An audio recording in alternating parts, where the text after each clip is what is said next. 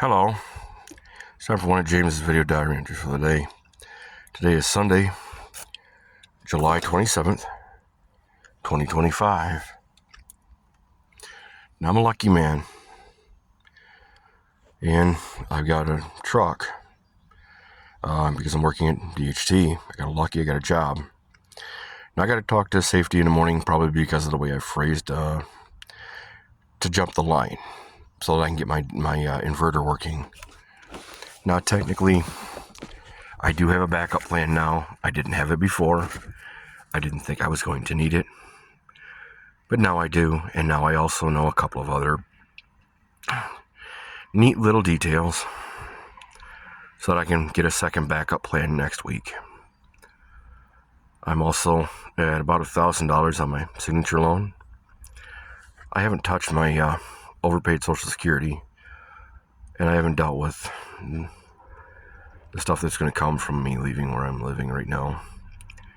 And I know it's coming to an end, and I've had to do some things I really don't want to do to keep the peace, because I know that one of the people I'm around is a lion losing drama fucking hound that will weaponize me being out of character for her stupidity.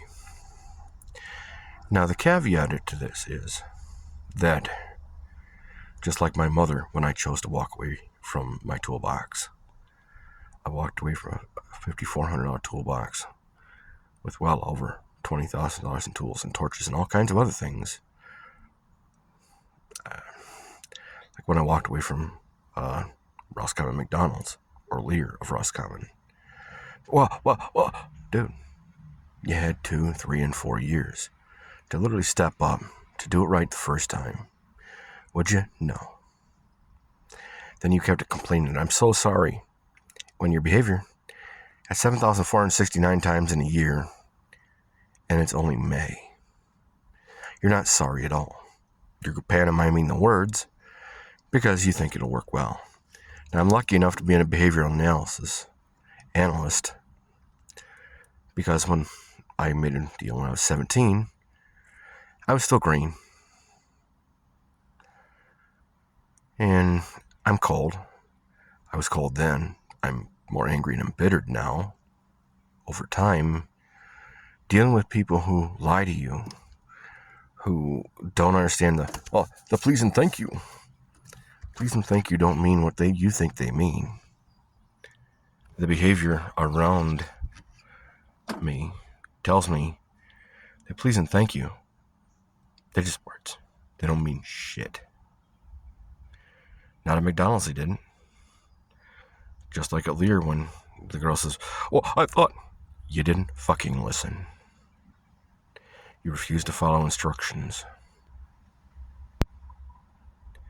You refused to listen. You listened to the gremlins in your head and said, well, I decided I'm doing what I want. Same thing with the girl at Save-A-Lot, the little Mexican girl from about half a year ago or a little more. Well. Dude, I literally gave you the playbook. I literally explained it to you. You went from no to, yeah, okay, I'll give it a swing, to, yeah, I guarantee it's a dead no. You literally lied to me. You're literally screwing around. You're trying to play games. You're trying to get emotional extortion going, make me the bad guy. Well, I'm with him, but I'd rather be with you. Well, that's like being the motel on the edge of town where they were making meth and found dead hookers. It's under new management. Did you let you check that hotel out? Yeah, me neither. It's like the other girl at Save-A-Lot, the one I would have chosen, but during my investigation, it seemed like she is involved with somebody, and she has this bent need for emotional manipulation, emotional extortion. A lot of these women do this. Almost all of them do emotional extortion bullshit. Oh, my body. Your body's a body. Go to the graveyard. We'll dig them up. I can go to the nursing home. And according to a study, amazing bodied women are still in a nursing home, even in their 60s, 70s, and beyond. And if they got dementia, they'll never fucking remember me. I can visit them anytime and they'll never remember. It'll be like the first time every time. So your body don't mean shit. If your behavior tells me you're going to fuck me over, you're going to cause me to do something and get out of character, to do things that I trained myself to do as a child, wanting to get the CMH, Congressional Medal of Honor. I had to train myself through video games, through meditation techniques, to be okay with ventilating people, with doing it up close. No, I still have that. I don't have the disconnect. I never got the other side of it. I never got the support system at home. The support system I had was like, well, she had a baby. Yeah, she did. But she also chose to get naked, be with me. She chose to circumvent non-condom contraception. She chose to lie to me. She chose to abuse me with the full support of the Saginaw County Friend of the Court. And the anger that was come from that, because my support system didn't say, let's get you a lawyer, let's make sure we get this done right. I'm not saying we should crush her. What I am saying, however, is that we should get the right outcome. Whether that's your outcome, or whether that's because you shouldn't be abused. You shouldn't be intentionally motivated to murder your own family. And I was. That's why I walked away from the toolbox, from my mom and dad, because they intentionally weaponized my anger. They intentionally weaponized the stupidity that they committed. Oh, I'm so sorry. You know, in May, 3,479 I'm so sorries. You're not sorry at all. Your behavior says something completely different, just like where I'm living right now. The guy that marketed and got me down here to come down here, he's kind of a benevolent malevolence after years of being here. His daughter's a stoned out fucking loser, and he's proud of that. He's proud of her shitting the bed on everything she's had, and she's had so many opportunities. She doesn't know the difference between need and want. She just says need because she thinks that that's going to get her whatever the hell she wants, and it'll get it in an immediate fashion. The minute I can get the fuck away from here, I can't wait for it. And I know there are multimillionaires around me. I know of 1, 2, 3, 4. 3 of them are bodega owners. One of them's a grocery store owner. And one owns a metal business just down the street. I also know there are a lot of neighbors that are pulling for me. And a lot of employees at that business pull for me too. Because when I turned down the offer at Wendling Steel here in Saginaw, I was in an interview and I said, yeah, I can't do where my people, the support system, the place where I'm at, shit on their tools and laugh about it. They smash the hell out of them. What are they going to do? They're probably going to force me to do the same thing to you. And I already know enough to know that you don't shit on your tools. Because tools are how you make the money. If you literally have to continually rebuy tools unnecessarily for just shitting on them, for destroying them and laughing about how they were destroyed for nothing more than simple, sheer fucking laziness, yeah, I can't do that to you. And I have the skills and knowledge. I just don't have the drive anymore. People have burnt that out of me. They marketed themselves as something they're clearly not. At Lear, Roscommon, at Mount Pleasant Express. They're a little better at DHT. And I'm not going to tell you that I'm perfect, because I guarantee you I'm not. And the reason I'm even down in Saginaw today, I believe the marketing of somebody that after years of being here, don't believe the hype. I wish I'd have stayed in Traverse City. Despite the pain at Traverse City, Sara Lee Bakeries, I still have a few people up in that area that I know. But at the same point, in that same breath, I love them. And I'd love to be up there. I'd love to be in a position where I can have family, have a support system. Not even family, but a support system that chooses me so that I can choose them. So it can be a reciprocitous, vicious cycle. Just like the therapy here. This was therapy on the go initially. And even today, there are great changes coming. And these are ears. These are not taxi doors. If I'm ruminating about the wrong thing, I need to be successful. I'm choosing to be successful. To get the fuck away from these people that are liars. When they start putting their hand out, you got money. Initially, I'm probably going to have to if I get like the lottery. I'm investing in the lottery through my fitness program of walking interchanges to pick up pops and beer cans and other depositables and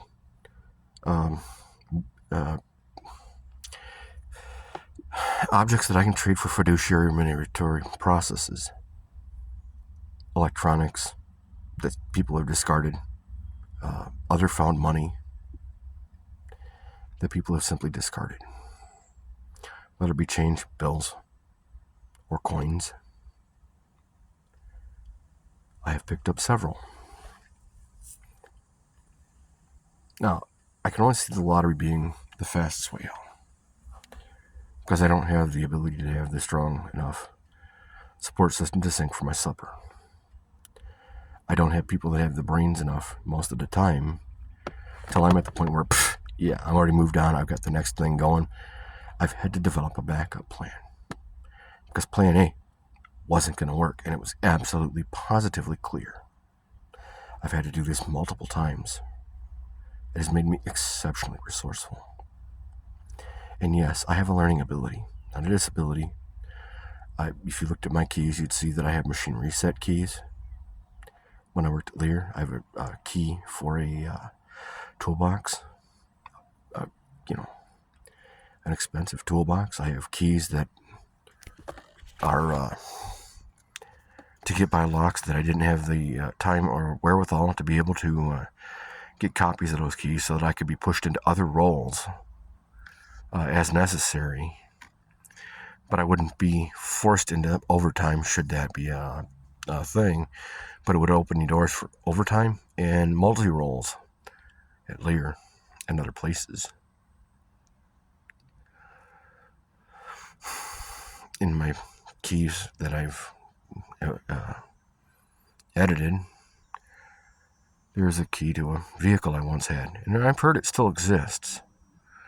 And at this point, the only way I'm going to get it is if I have to go to court. Because that's the only way I'm going to deal with my parents. Through court. And if I do get successful through the lottery, they'll come after me. They will be greedy. Just like the people I live with. I'll take care of my principal people. I will have taken care of myself and my team. And when they come after me, which is fine, I actually expect them to do it. I hope that they do. Because I would love to tell the truth and put them in the public eye as what they truly are.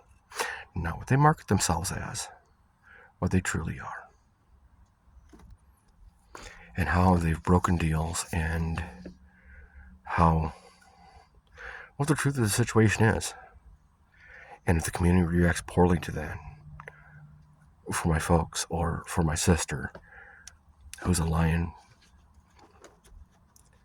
and I would love to watch her go in for 18 months for grand larceny from me. Receiving stolen property. My folks, I'd love to see them. Violating my civil rights, violating my renter's rights. 7 years in occurrence. At several occurrences a week, they'll never see the light of day.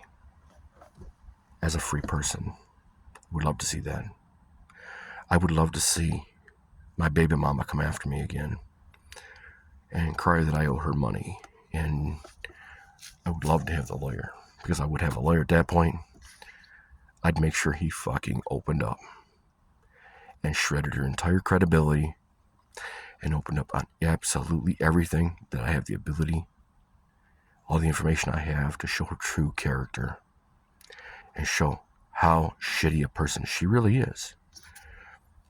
And if that meant that she got unseated, disbarred, and unable to be bondable to be a nurse of any kind, completely lost all of it, that would be happy. That would make me absolutely happy. If my daughter came after me, as I know she will, she's already tried to extort me to see supposedly my grandson. Now, I don't know. I don't have the relationship. I didn't have that. I was forced away from that. Some of the instructional dreams that I was given, they were exceptionally thorough.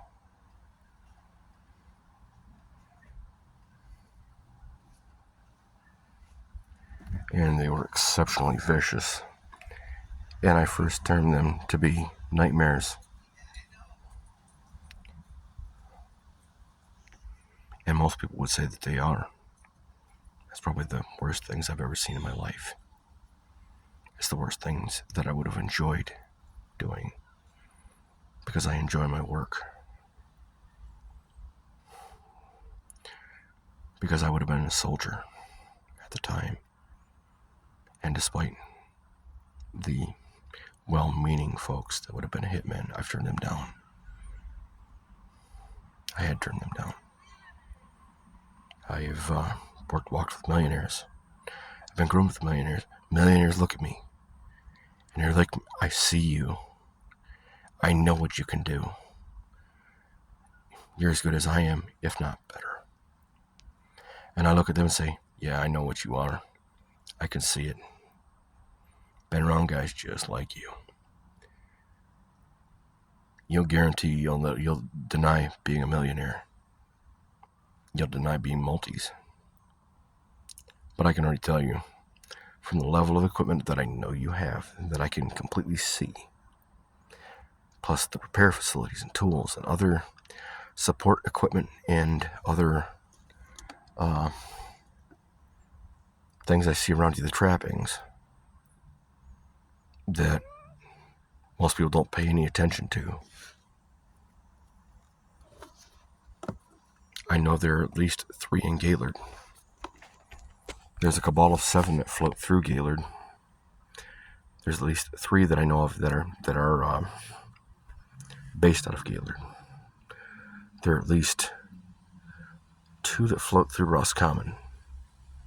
2 that I know of, that I can absolutely all but prove it. There's one that's based out of Roscommon, and one, he's based out of either Roscommon or Traverse City. And the evidence, just the way he is, there's more to him than what, there's more to him than what he shows.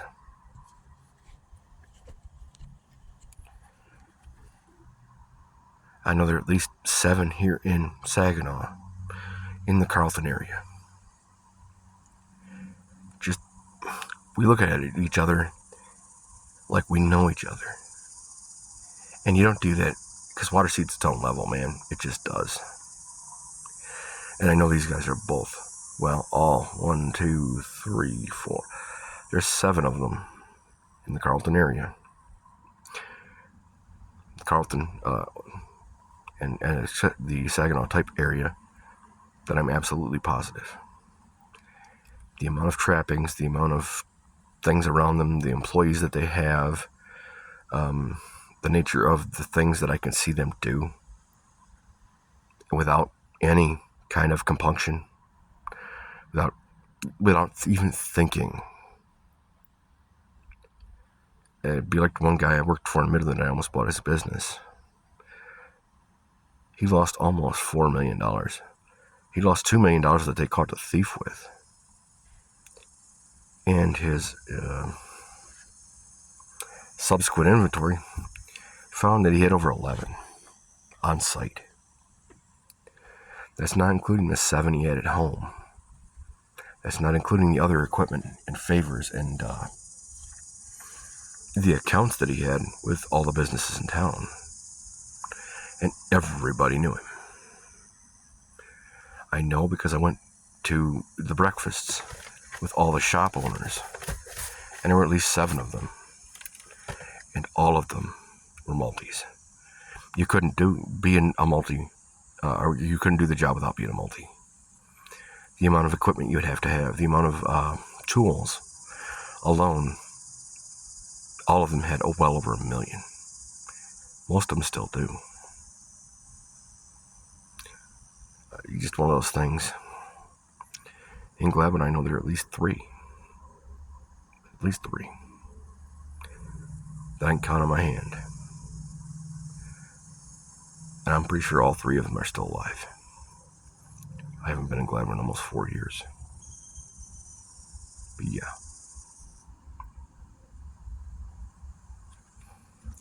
And there are several working people that make well over $200,000 a year. And they've made it for well over 10 years. And they say, well, I'm not a millionaire. You've made over $1 million in salary alone. Let alone your health care. And you've been doing this for 20 to 30 years. At 20 plus years at 200,000 or better per year, you're looking at multi-digit. And your husband does no less, or he does no less, and or he's been doing greater. So trust me, you don't have that kind of, you don't make that kind of money without, at $250,000 a year. In 8 years, you've literally made 2. So yeah, you can't tell me you're not a millionaire. You're just not you're not what a billionaire would be today. You're a working millionaire, not a working billionaire. Most of those billionaires have smoking jackets and that sort of thing. Now, if you can help me figure out how to get myself out of this, if you can help me with the Lord, I would appreciate that. I don't need financial remuneration, and it's not because I don't need money, because I do. It's because I can get it by listening to you, by using this therapy on the go. And I'm sorry it's been a long one. It's been a while. And if you like, subscribe, leave a comment. These are ears, these are not taxi doors. The comment section's a great place to find and deal with me and give me a hand. Even if it's saying you're on the right track, you're completely way hell off base. And this is what you're ruminating about, if you haven't noticed. And you need to change your rumination, because where attention goes, that's how manifestation flows. So you make your reality.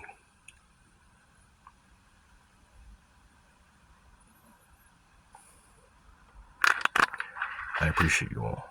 Have a good one.